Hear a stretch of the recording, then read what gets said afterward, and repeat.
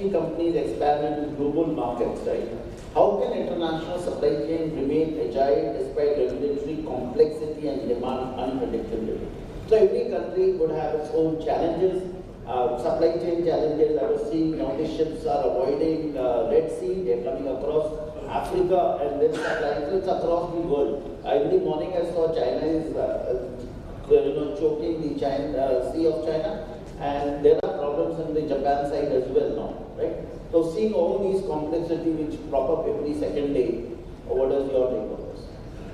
My take would be complexity is not a disruption these days, it's the norm and we have to live with it. And when I work in an environment which is very stressful with all the geopolitical situation going on, and I come to a room full of people with a positive enthusiasm, so I would like to begin with a couplet that ज़िंदगी में मुकाम अभी और भी हैं, राहों में मुश्किलें तमाम अभी और भी हैं, पर तुझे तो जाओ शिखर पे बैठना है दोस्त, उस शिखर का आसमां कुछ और ही है, कुछ और ही है। तो उस शिखर के आसमां को पहुंचने के लिए ये सब चीजें तो हमें नेविगेट करनी पड़ेगी। Starting from my industry, I come from an alcoholic beverage industry, which we all know, not only in India but globally is highly regulated, tightly knit industry, where all the norms, including packaging, labeling, ingredients, you name it, they change from one geography to another. So how do you take a product from a country like India and you take it to 10 different geographies across the world where you have such challenges? The idea is we have kept it very simple. We modularize our supply chain. So we keep our core offering intact. So our core product or core offering is intact. And then we localize all the other peripherals around it. So in this way, we are able to supply the core product as per the demand of the market, but also make certain variations around it to fulfill all the regulatory compliances as well as the demand of the market.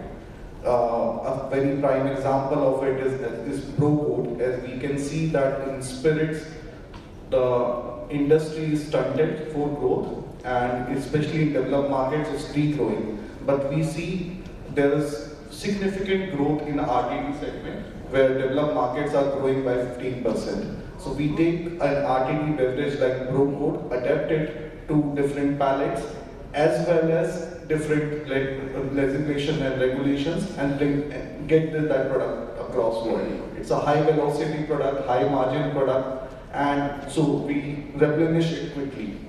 Coming to the second aspect of your question, which is about demand unpredictability. Like you rightly pointed out, with currency fluctuations, tariffs, geopolitical wars going on, it's very difficult to have a long-term forecast. A long-term forecast is like a weather prediction these days.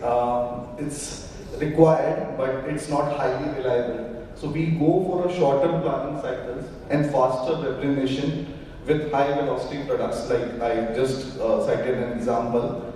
In this way, we are able to cater to the demand and don't get stock out. Also, do not build excess inventories.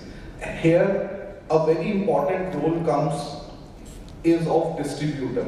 So we treat our distributors not as a warehouse or a logistic provider, but as a strategic partner. Just like Varun Beverages has done in India for PepsiCo, I'll cite their example.